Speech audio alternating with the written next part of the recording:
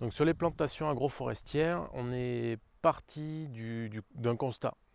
C'est que dans la parcelle où on se trouve aujourd'hui, il reste une quinzaine d'amandiers qui ont 70 ans. De l'époque où sur le plateau de Valençol, il y avait des amandiers partout et des cultures sous ces amandiers-là. Et on se rend compte, parce que ces amandiers, on a voulu les garder autant par attachement, que ça vient du grand-père et tout ça, que parce qu'ils nous produisent des amandes. Et surtout, on s'est rendu compte que les rangs de lavandin qui sont à proximité de ces arbres-là ne sont pas forcément concurrencés, ne sont pas tout petits. On peut avoir des amandiers sur cette parcelle et du lavandin à côté sans que ça pose de problème. Le seul problème qu'on a dans cette parcelle, c'est que ces amandiers-là ne sont pas du tout alignés avec l'autre culture.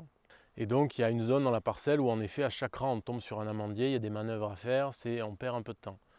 Donc là l'idée de replanter des arbres en agroforesterie, c'était de replanter des amandiers, quelques variétés actuelles, récentes et des variétés anciennes aussi, mais de les planter alignés avec le rang de lavandin et avec une certaine distance pour qu'il y ait en gros 10 rangs de lavandin entre deux rangées d'amandiers, pour pouvoir mécaniser sans problème, pouvoir récolter, biner facilement.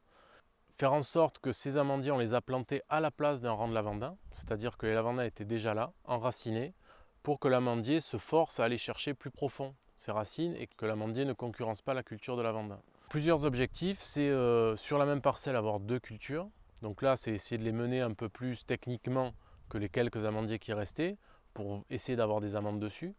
En même temps, ça peut faire des ponts mycorhiziens et faire en sorte que la vie du sol, les champignons, que tout ça circule un peu mieux dans la parcelle et avoir vraiment un effet vie du sol qui soit intéressant.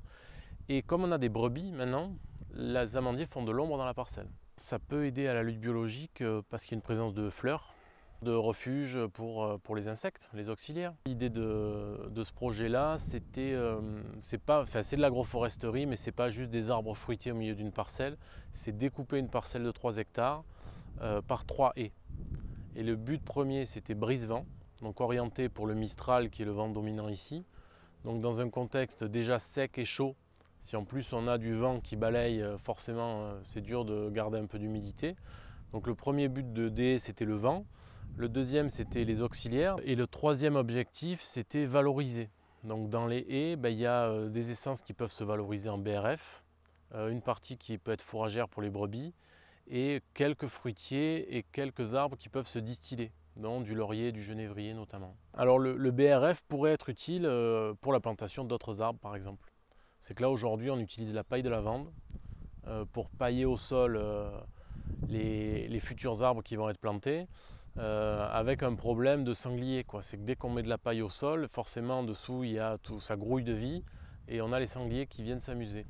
Donc à voir, le BRF pourrait servir à ça, pourrait servir juste à épandre dans les parcelles directement, hein, mais c'est produire du carbone qu'on va aller stocker dans les sols pour améliorer ces sols-là, quoi.